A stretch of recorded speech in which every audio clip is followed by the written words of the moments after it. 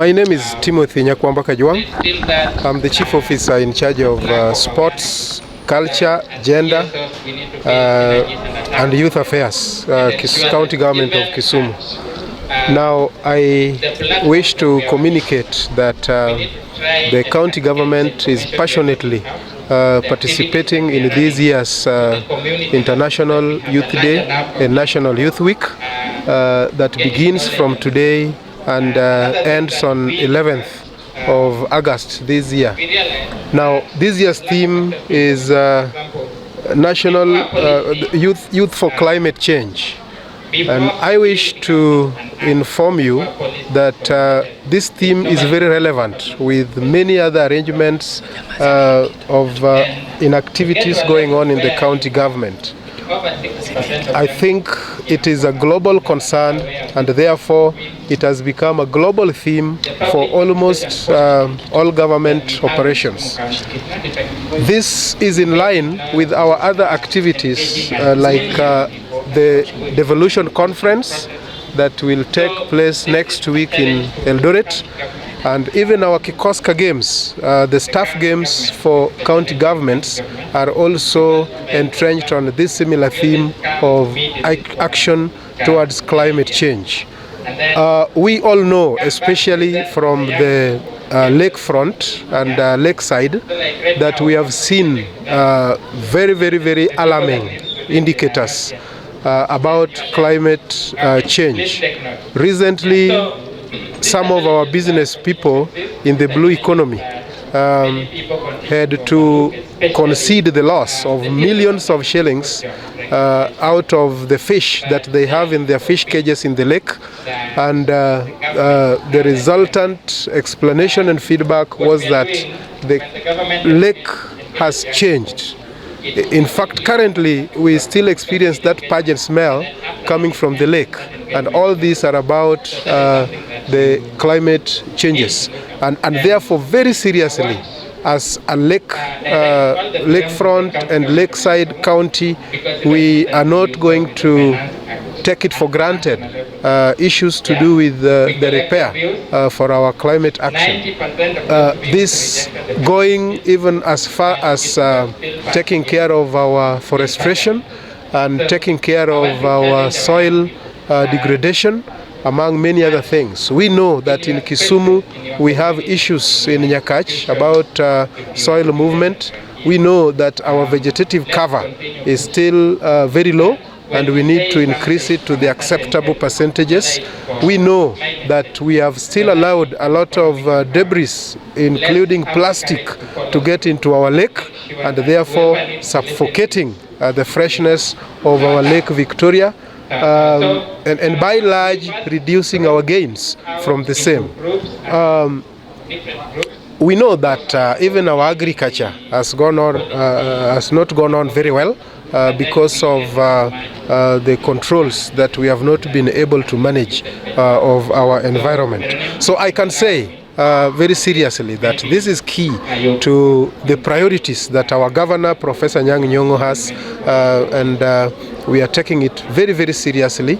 Today I ought to have been here with my CC, Waziri Beatrice Odongo, but because of very many other things that we are trying to coordinate in a short span, she wasn't able to come, but her apologies are with me, and I'm sure because she has promised that during the Friday occasion she will be there, and probably even the governor, because I know that in this program we had invited the First Lady to be our guest, and I know it will only be proper that the First Lady is accompanied by the governor.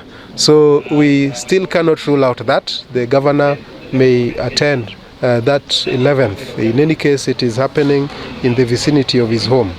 Other than that, I want to encourage young people and any other person participating in this that, like we have said, as we look for long-term measures to correct what has been on our climate, and for the sake of research and for the sake of readings that we have made, that our bigger partners, the industrialized nations, actually contribute much more than this. And you know the position of our presidents, including our own president, William Ruto, that we are asking the big brothers to do much more than they have done.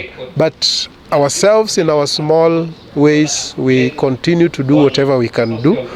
And I was about to say that our young people take advantage of this, even to commercialize the processes of turning around our climate. I know we can do it through other activities like recycling our materials, ensuring that we put them in the right places.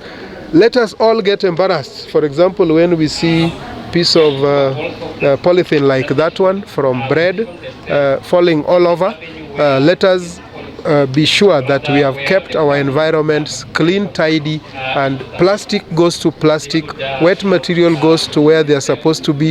What can be recycled should be recycled, and if it can make us get some money out of it, let it be. I would have wanted even to point out an organization down here that we are now sponsoring for the Devolution Conference next week that are doing animal feeds out of the wastes from the lake. These are good attempts to turn around the climate that is now getting out of hand, and we would always encourage that. Thank you. There are three important issues that we need to raise at international level, national level, and local level. At the international level, we need to delocalize the conversation from the boardroom of the UN to international conferences, to the national level, to the local actions where environmental degradation is taking place. For the last 5 years, we need to walk the talk. The UN and the Climate Justice Committee at the international level need to decongest the international level conversation to the local level. At the national level, the president gave a window period, 30 days for logging. And without transparency and accountability, will create a lot of disaster to our environment. We are calling upon the Kenya Forest Service to be transparent in ensuring that the companies given the permits for logging to be very transparent, and they work within the work plan by the Kenya Forest Service. Thirdly, the young people is projected by 2050 will be 70% in the whole county or globally. How we work on our environment or climate will affect the younger generation in the next 25 years to come. When we talk about climate change, we are not talking about environment. What are the impacts of climate change? Insecurity in the northeastern, water, Lake Victoria. We are talking about reduced harvest. So all this conversation must be anchored into appropriate legal platforms and policies that will provide a sustainable en route to climate justice and so forth. Lastly, financing. It is high time we move away from conversation to proper financing, both at the county level and the national level. When you look at the budget, the 2023 budget, there was little allocation on climate change. So we only leave the donors to finance the climate actions. So we call upon the government to really put a lot of effort in putting finances to climate actions into the country.